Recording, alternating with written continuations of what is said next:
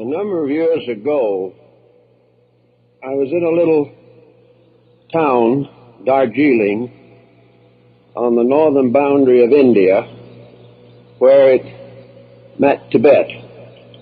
And there were several visitors from various countries, and the hotel management decided it would be appropriate to give a little entertainment in the Tibetan spirit.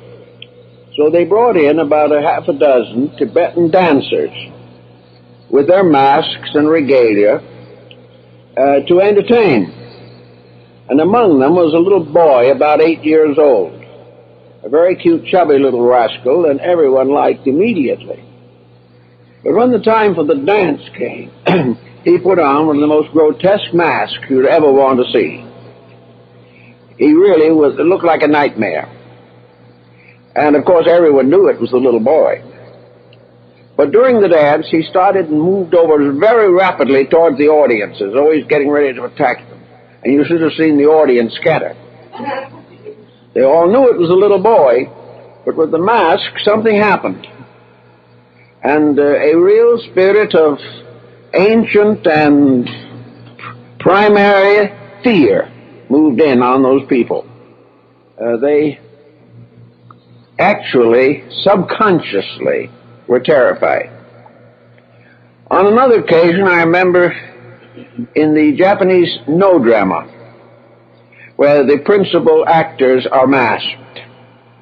Many of the themes are highly sacred, and in the various performances, the actors are nearly always concealed behind these wood-carved masks that are well painted and decorated, but of course have no expression except that of the original carving.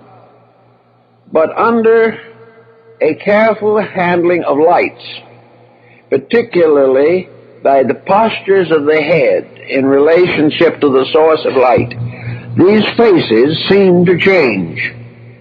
And in moments of joy, the face really seemed to smile. And in sorrow, the face looked very tragic. And yet it was done with a wooden mask, but everyone felt it. The skill with which the mask was handled was the principal factor. In the southwest of the United States, we have a series of ritualistic dances by the various Indian tribes, the Zunis, Hopis, Navajo. These dances often include masked figures, and everyone knows that these masked figures are members of the local community. One of the men with a mask, very carefully developed, rather crude mask concealment, actually has two children in the audience. They all know that it's father, but when he dances toward them with a sacred pollen, they kneel instinctively as though he was a god. Something happens when the masks begin to take a part in religious ritual. Masks were used in Egypt, we know, in the temple mysteries. And even today, the various carvings and manuscripts of Egyptian origin show human beings with the masks of birds and animals. The Greeks used masks in their theater also.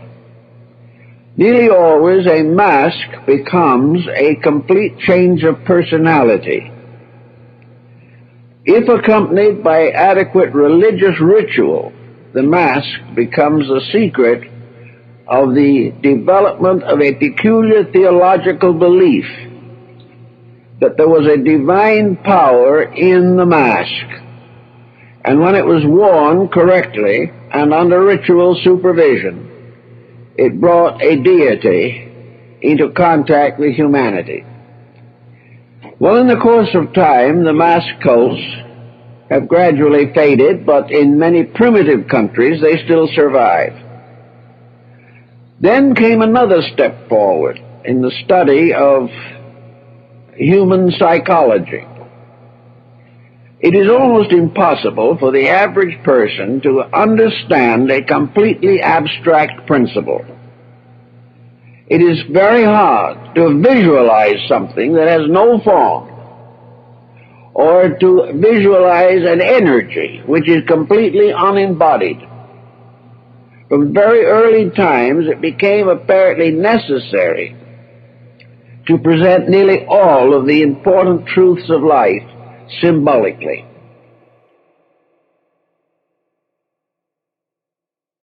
With more activity outside our homes, we would now advise people to wear a cloth face covering in enclosed spaces where social distancing is not always possible, and you're more likely to come in contact with people you don't normally meet.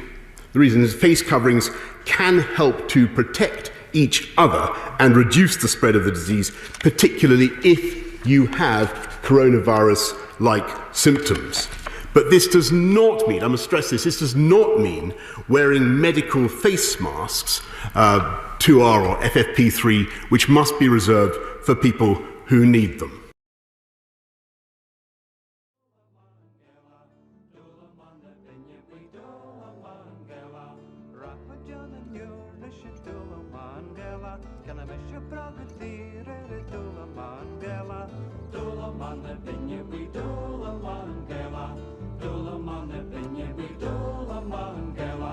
Praga, Praga, Dua, Dula, Mangala,